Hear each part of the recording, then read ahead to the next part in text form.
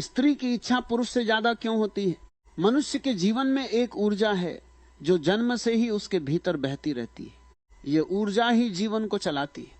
यही ऊर्जा प्रेम बनती है, यही ऊर्जा रचनात्मकता बनती है, और यही ऊर्जा कभी कभी वासना के रूप में भी प्रकट होती है। लेकिन समाज ने इस विषय को हमेशा छुपाने की कोशिश की है। लोग इस पर खुलकर बात करने से डरते हैं, और जब किसी विषय पर बात नहीं की जाती तो उसके चारों तरफ अज्ञान और भ्रम पैदा हो जाते हैं।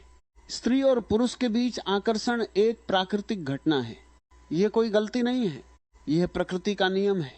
लेकिन एक प्रश्न हमेशा लोगों के मन में उठता है, क्या स्त्री की वासना पुरुष से अधिक होती है? इस प्रश्न को समझने के लिए पहले हमें यह समझना होगा कि वासना क्या है। वासना केवल शरीर की मांग नहीं है, यह जीवन की ऊर्जा है। यह वही ऊर्जा है जो मनुष्य को एक दूसरे के करीब लाती है। प्रकृति ने स्त्री और पुरुष को अलग अलग बनाया है। दोनों के शरीर अलग हैं, उनकी संवेदनाएं अलग हैं, उनकी ऊर्जा की गति भी अलग है। पुरुष की ऊर्जा अधिकतर बाहर की ओर जाती है, वह सक्रिय है, वह आक्रामक है, वह जल्दी उत्तेजित हो जाता है और जल्दी शांत भी हो जाता है। स्त्री की ऊर्जा अलग है, वह भीतर की ओर बहती है, वह गहरी है, शांत है और उसकी गति धीरे धीरे बढ़ती है। यही कारण है कि स्त्री की संवेदनशीलता पुरुष से कहीं अधिक होती है। यदि एक स्त्री को प्रेम और सुरक्षा का अनुभव हो तो उसके भीतर की ऊर्जा बहुत गहराई से जाग सकती है। लेकिन समाज ने हजारों वर्षों तक स्त्री की इस ऊर्जा को दबाया है। उसे सिखाया गया कि वह अपनी इच्छाओं को व्यक्त न करे। उसे बताया गया कि उसकी वासना गलत है, और जब किसी प्राकृतिक भावना को दबाया जाता है तो वह और भी गहरी हो जाती है। स्त्री के भीतर वासना केवल शारीरिक नहीं होती, उसमें भावनाएं भी जुड़ी होती, उसमें प्रेम भी जुड़ा होता है। इसलिए स्त्री के लिए केवल शरीर का मिलन पर्याप्त नहीं होता, उसे मन का मिलन भी चाहिए। जब स्त्री प्रेम में होती है तो उसकी वासना भी जागृत होती है, लेकिन वह केवल शारीरिक सुख की तलाश में नहीं होती, वह एक गहरे संबंध की तलाश में होती है। पुरुष कई बार केवल शरीर के स्तर पर रुक जाता है, वह जल्दी उत्तेजित होता है और जल्दी संतुष्ट भी हो जाता है। लेकिन स्त्री की ऊर्जा एक फूल की तरह है, उसे खिलने में समय लगता है। जब वह पूरी तरह खिलती है तब उसका अनुभव बहुत गहरा होता है। यही कारण है कि कई बार ऐसा लगता है कि स्त्री की वासना अधिक है। असल में यह वासना नहीं, बल्कि उसकी संवेदनशीलता और गहराई है। स्त्री का शरीर प्रकृति ने जीवन को जन्म देने के लिए बनाया है, इसलिए उसके भीतर ऊर्जा की क्षमता भी अधिक है।